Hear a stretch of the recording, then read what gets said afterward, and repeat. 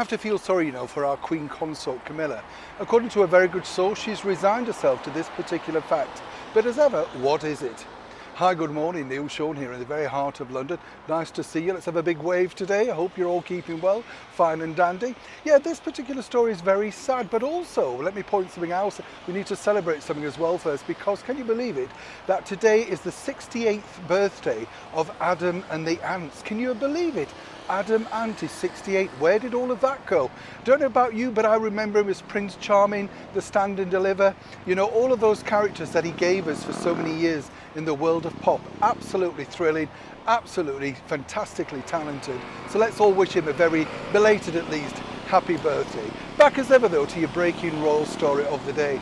This story is really quite sad in many respects because, as we know, our Queen Consort personally has gone through some rather tough times of late. Not easy, of course, for her. But more so as well, she's now looking towards what's coming at her in the future, particularly in the early part of next year, all thanks to that book by the one-time close stepson, Prince Harry.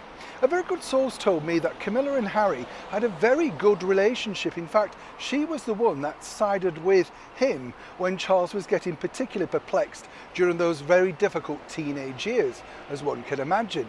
What's also interesting here, when you think about it, is the fact that they had, as I say, a very close and warm relationship. As she pointed out, she never wished to be the stepmother. She just wished to be there, guiding, a friend, a hand, whatever you want to call it.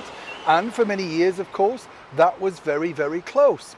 What's also interesting is Camilla herself, having had teenagers during her time, of course, with her daughter and her son Tom, who I do know, fantastic guy, they had a few moments and she was able, of course, to sort of calm Charles down and say, don't worry, this sort of thing happens.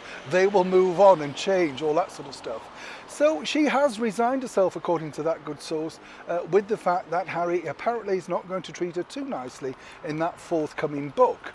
But it's not about her that she's concerned about. As she said to the source, look, I can take it. I've had a barrage of bad press. But right now, given the fact that in the last 2 years, our brand new king, His Majesty King Charles I, lost, of course, his father, and then recently lost his beloved mother, our wonderful monarch of 70 years, you would have thought that Harry may have let up.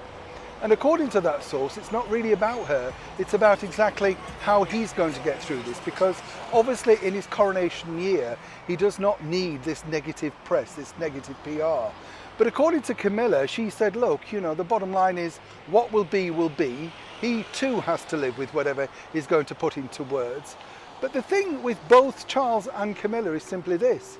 They both enjoyed very close, loving, warm relationships. We've seen that with the footage, with the radio interview that Harry did with his father for Radio 4. You could see a warmth there that obviously Charles, at certain points in his life, had not encountered when he was growing up, due to the busyness of that monarch. So he's as much perplexed as Camilla. But for Camilla herself, as she said, I'm not too concerned for me. I am incredibly worried for my husband, the king. So whatever Harry truly is planning, it won't just do damage to one person, which we believe is the person that really, and as ever we have to say allegedly, Harry wishes to attack. But also, of course, not just him, but the family surrounding him, which was once so close to the royal known as Prince Harry. Neil Sean in the very heart of London.